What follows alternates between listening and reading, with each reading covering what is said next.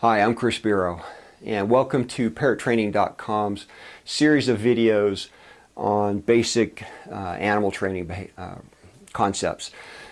And right now we're going to talk about some real basic issues involved with animal training. We're going to start out by discussing the basic concept of training itself. What is training and what are the components that are involved in training an animal so that it can learn to do a particular behavior. So let's start out with the definition of training. Training is basically organized learning, right? And an animal trainer is somebody who facilitates or helps bring about learning of a particular concept or a particular behavior, right? All right, so learning then is, what is learning? Learning is making associations. You see, the environment tends to throw stimulus at us in all different directions, and some of them we respond to. When we respond to a particular stimulus in the environment, we would call that stimulus an antecedent. An antecedent is a stimulus that we respond with offering a behavior. Now, a behavior is an action that we take, right, or a bird takes, or I take, an organism takes in response to a stimulus in its environment. All right, so that's two pieces. So we have the antecedent and we have the behavior. Next is the consequence, and the consequence is what the environment gives back, the next stimulus the environment gives back in response to our behavior, right? So we have a stimulus that we respond to, and then the environment responds to our behavior with a consequence. All right. Now, consequences are broken up into two categories: reinforcement or punishment. Now, you can't look at an individual single repetition and define whether or not a consequence is a reinforcement or a punishment, because the definition of reinforcement and punishment, scientific definition in the science of operant conditioning, that definition is very specific to include or mean an increase for a reinforcement. A reinforcement increases the behavior in the future, and a punishment decreases the behavior in the future. All right? So a single repetition, you can't make that analysis because you have to have multiple repetitions to identify the trend of increasing or decreasing. So an animal trainer's job is to help the animal make associations between different behaviors and their corresponding consequences, right? So when the environment throws a stimulus at the animal, throws an antecedent out, the animal has a choice of different behaviors. It can choose behavior A, behavior B, behavior C, and when it does that, let's just stay with behavior A for the moment, then the environment throws back a consequence corresponding to behavior A. We would call that behavior or consequence A, right? So if the animal sees that stimulus and it responds with behavior B, then consequence B follows from the environment, and so forth. So that way the animal learns. Our job is to help the animal learn to make those associations. When you see this stimulus and you respond with your behavior A, expect to see consequence A. When you see that stimulus and you respond with behavior B, expect to see consequence B.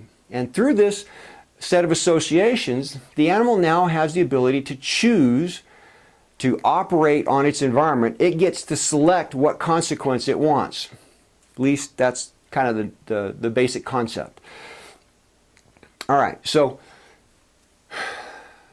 if we want to see the animal do behavior A instead of behavior B, it's in our interest as an animal trainer to make sure that when the animal produces behavior A, we ensure that the consequence it receives, that the environment gives back, is a consequence that it likes or that it will want to see happen more often than consequence B that comes with behavior B, right? That's our job. We are helping the animal make sure it gets certain good things it wants, associated with certain behaviors that we want, right? So it's a fairly simple concept. Now, in order to reinforce a behavior, typically that means that we are using things that the animal wants, but not always. In theory, a person could actually increase the behavior by giving the animal two things it doesn't want, where it has to choose between the lesser of two evils, so to speak. And in that way, you can actually increase behavior by giving it things it doesn't want, by giving it the option to choose which one it wants less, right? And therefore it chooses the one it wants more, even though it doesn't want either one of them. That's not the way we normally choose to train animals, but sometimes that's a valuable aspect of training. It's a valuable concept to keep in mind. For instance, if you're training a bird and the bird is fearful of you when you walk in the room, you want it to let you get closer to it, right? And so what you do is you walk closer to it. When it shows a little bit of calmer behavior by you being close, you back away and you back up to the edge of the room so that the animal winds up getting something it wants more than it wants less. In other words, the animal prefers you to be in the back of the room instead of being close to it. So when it acts calmly when you're close, it gets you to back away. That might sound contradictory, but it actually is very effective. You'll see an animal calm down much quicker when you use that kind of concept to your advantage. So the reason I bring this up is that a lot of people have the misconception that reinforcement is all about goodies and things the animal wants. This is not true, but it is true most of the time. Most of our animal training is going to be done by giving the animal something it wants, like a peanut or M&M, right? If you're dealing with children, anything that the animal will work for, that is what we're going to use. I don't care if it's soda pop, I don't care if it's crackers or Doritos, whatever the animal will work for, that's what we want to use. Sometimes it might be as simple as looking out the window. I've trained blue and gold macaw one time to fly to me on cue, call it recall, by giving the animal an opportunity to look out the window after he flew to me. And it only took a few repetitions before the bird figured this out. And so it would start leaning towards the window because it wanted to go look out the window. And it knew that when it flew to me, when called, I was going to take it to the window and let it stand there and look out the window for a few minutes. So reinforcement can come in a lot of different forms. It can come in things the animal wants. It can sometimes come in things the animal doesn't want. Most of the time, though, we're going to use food because food is an easy thing to know the animal wants. All we have to do is let a few hours pass without the animal having food, and we know it's going to start getting hungry. It's going to start having appetite. An appetite is not by any means something dangerous, but it is something that we experience ourselves, and we know that the animal gains an appetite and therefore has an interest, an increased interest in the food items that we might want to offer it as a training reinforcement. All right, now reinforcement comes in a couple different forms. Reinforcement comes in adding something. Reinforcement comes in removing something, right? Punishment comes in adding something. Punishment comes in removing something. All right, when we add something, we call that positive. When we remove something, we call that negative. Okay, so positive reinforcement, we are adding something that the animal will work for that increases the behavior. Negative reinforcement is we're removing something that the animal will work for, right? All right, so when I give you the example of backing away from the animal when it acts calm when you're closer to it, that's negative reinforcement. We are removing our presence, backing it up so that the animal gets something to go away, something removed from its environment. That's negative reinforcement. Positive reinforcement is adding something. I'm giving it a food treat, or I'm giving it an opportunity to look out the window, right? Punishment's the same way. Positive punishment is when you do something, you add something to the environment that the animal does not like, right? Negative punishment is when you're removing something from the animal's environment that it doesn't want to see removed, right? So that's actually, technically, that's not correct. Negative punishment is when you remove something from the environment that decreases the behavior in the future. Typically, that's where we're removing something that the animal doesn't want removed, but not always, right? Not always. That can be, you can actually, all of these can be mixed up on the concept of like or dislike. That has nothing to do with the definition of punishment or reinforcement. It has nothing to do with the definition of positive or negative. It's not about like or dislike. Those are common concepts that are applied, and there's a lot of misconception about that. It's not the case. Keep the definition in mind. The definition is adding something is positive, removing is negative. Increasing the behavior is reinforcement, decreasing the behavior is punishment. Okay, so now let's talk a little bit about the concept of reinforcing. Now, so when the animal encounters a stimulus, that's the antecedent, and it's going to respond to that antecedent with offering a behavior. We select that and say that's the one we want or that's the one we don't want. And so when we see the one we do want, we offer it a goodie. And when you offer it a goodie, a reinforcer, and typically it's a goodie. I use peanuts. So in this case, I'm going to talk about peanuts. Shelled peanuts, little shelled peanuts. All right, so when I'm going to give the bird a shelled peanut, it learns very quickly, oh, this is the behavior he wants. This is what I get when I do that particular behavior. And my job, of course, is to make sure that the animal wants that goodie in the first place. All right, so now how do we get him to want the goodie if we're going to use a food treat? Because that's what we normally use, food treats. Well, there's a number of ways to do that. The first thing to recognize is that when you're first starting your training with an animal like this, you're going to have to work a little bit to build that treat into a valuable reinforcer. Okay, it's going to start out down here, and you can increase its value by making the animal hungry. You can increase its value some, but that isn't really the only way you want to train a bird, because if you're going to train him when he's hungry, when he's not hungry, he's not going to work for that goodie anymore, right? If you rely on only hunger. All right, so the reinforcement, the value of that reinforcer can be increased dramatically over time when you keep a couple of concepts in mind. Recognize first off that when you look up the definition of reinforcement, it is like when you look in a dictionary for reinforcement, the word itself means to support, to encourage. Okay. Now there's another side of it to that. That is very true, because that is the technical side of reinforcement. There's another concept that also comes into play that your animal will learn after a while. Not in the beginning, but over time it will start to recognize that when you're handing out goodies, you are giving it an award.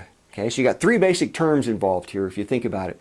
The concept of reinforcement is one definition. That word has a particular meaning, and it's wise to look that up and kind of get that concept in your mind. The other is reward. And a reward is very similar to reinforcement. It has slightly different meaning, different words associated with it. The concept is basically a prize or a payment. Okay, and that's a good thing to keep in mind, that a reinforcement actually has a payment component to it. You make a deal with the animal, especially if you're using a clicker, a bridging signal, like a clicker. When you click that bridging signal, when you click that clicker, you're making a promise to the animal that it has a payment coming. Okay, so in that sense, it is a reward because there is a payment promised. And there's also the component of award. Okay, the animal gets a certificate of achievement, so to speak, or gets a prize that is considered an award, a certificate or a medal, if you want to think of it that way. Think of it as an honor that the animal's being bestowed for it having made an achievement that it is being recognized for. So when you sound that bridging signal or that clicker, you are also giving it an award. And in the future, at some point, you will sometimes see the animal not working for the food item itself, but working for the recognition that it did it right, and playing the game purely out of the award factor. Okay? All right. So with time, you can build your reinforcers. Anytime I hand out a peanut to my birds, they get it that this is a prize. This is something they have earned, and it is something that is an award. Both of those factors are involved, and eventually the peanut gains much greater value. So you can choose your initial reinforcer, whatever it is. Some people like to use sunflower seeds, some people like to use safflower seeds, some people like to use pine nuts. I'll use sunflower seeds and peanuts. Both of them are readily available at the grocery store. So if I'm someplace in a different state or whatever, if I run out of goodies, I can run to the grocery store and grab peanuts or sunflower seeds, and the birds are ready and easy to work for those because they've come to associate those items as the prize, as the award and the payment. All right. So there's also the element when you're dealing with food as a reinforcer, there is the component of acquiring the food and consuming the food, or acquiring the privilege of looking out the window and actually being able to look out the window. It's called appetitive and consumatory. Okay? Now, when you're training an animal and you're going to give it a goodie, the animal will come to learn that the fun part of this is figuring out how to get goodies out of this guy. Even if he doesn't want to consume it, sometimes they will work just to earn the sunflower seed so they can drop it in the bowl or drop it on the ground, because again, they're actually looking for the recognition of I did it right. And that's in that case, the animal is valuing the appetitive side of the treat, right? The getting it, the earning it, the figuring out the puzzle part of it. Whereas the consumatory part isn't as valuable to him in some cases. You have to keep that in mind because sometimes that's more important than the consumatory. And don't be confused if the animal takes a sunflower seed and drops it, but still wants to work. If that's happening, simply recognize that the animal is enjoying the process of learning and figuring out what it is you want it to do. Right? And if that's what's happening, it's because he's working for the appetitive side of the treat, not the consumatory side of the treat. Right? All right, so we've got what we've learned here so far today is we have learned about the basic components of a behavior and training, right? So we've learned about antecedents, we've learned about the behavior, and we've learned about consequences. We've learned that consequences they come in two forms of punishment and reinforcement, but you can't define that by looking at a single repetition. You have to look at multiple repetitions to see whether or not the behavior is increasing or decreasing. If it's increasing, then it's a reinforcement. If it's decreasing, it's a punishment. You may think you put the child in his room for a punishment, but if the behavior doesn't decrease, technically you have not punished the child. You could say you've tortured him or something to that effect, but you have not actually punished the child. All right, and then punishment and reinforcement come in two forms, positive and negative. Positive is adding something, negative is removing something, right? Okay, and then treats themselves, reinforcers themselves come in different forms. You can have reinforcement that is a food item or an activity, and there is two components to getting that treat from the animal's perspective. Two components of the treat itself, or the reinforcement itself. There's the appetitive part and there's the consumatory part. And sometimes the animal will work for the appetitive, most of the time it works for the consumatory. And keep those in mind because they don't always happen together. Sometimes they come together, sometimes they don't. Good training, good practice, the animal will learn to value both of those components if you're doing it right. All right, so that's all we're going to do for this session. We'll talk more about training behavior in the next video. Thank you, and I hope this is helpful to you.